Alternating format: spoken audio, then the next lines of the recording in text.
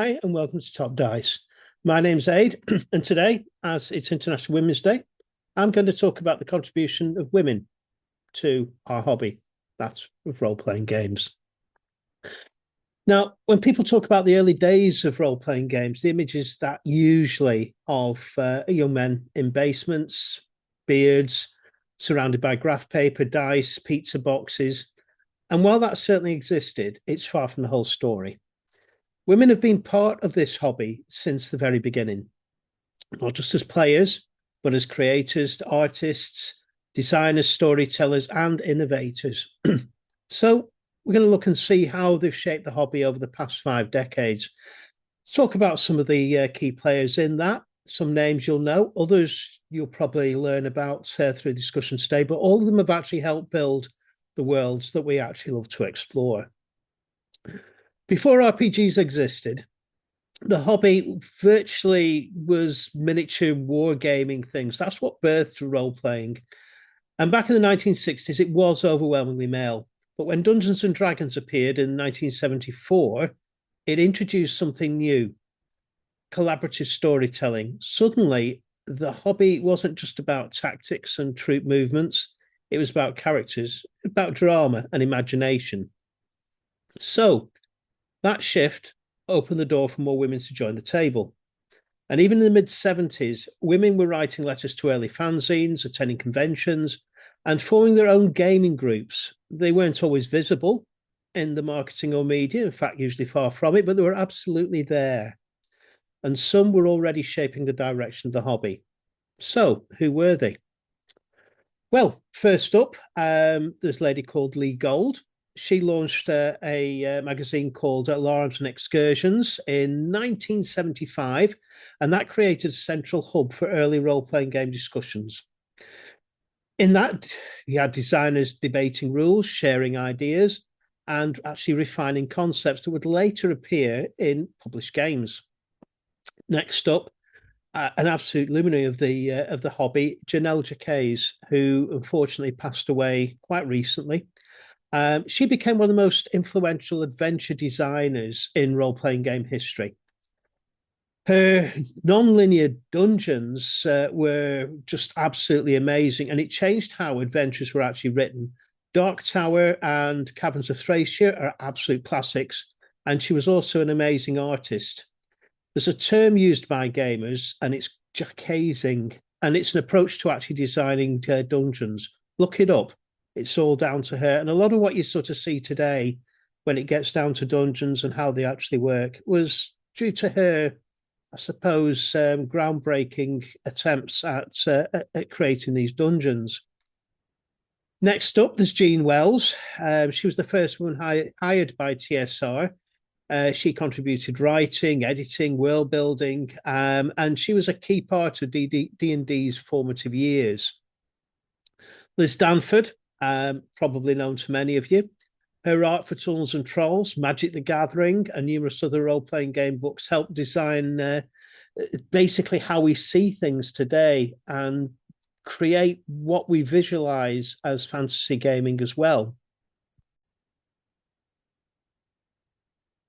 Rose Estes, she wrote the Endless Quest game books, introducing countless young readers to interactive storytelling. I played numerous books that she actually wrote when I was younger. Margaret Weiss created the Dragonlance novels, proving that role-playing game settings could support deep character arts and epic fantasy narratives. She also went on to do her own company, continuing on with Dragonlance, but also bringing the worlds of Supernatural, Battlestar Galactica, and other game worlds to the role-playing table. Darlene. Now, Darlene is probably, for me, one of the most influential women in gaming. She's Darlene Peckle, and she was professionally known just as Darlene. She created the iconic 1980 World of Greyhawk map, and her elegant line work, heraldic symbols, yep, she did those as well, and sweeping calligraphy gave Greyhawk a real sense of authenticity and grandeur. For many players, her map was the first time a fantasy world felt real, and also her initial work on that map went on to define the subsequent maps for the Forgotten Realms and so many other worlds. She also did return and did some work for Gary Gygax for Troll Lord Games on the Yggdrasil setting. And I'm sure there'll be more from her to actually sort of come in the future. Lisa Stevens, moving up through the years, she worked at White Wolf and helped launch Magic the Gathering and later founded Paizo, the company behind Pathfinder, which became the new D&D for many people back in the day. Sue Cook contributed to TSR, Wizards of the Coast, as an editor and developer, helping to shape the transition of D&D into its third edition.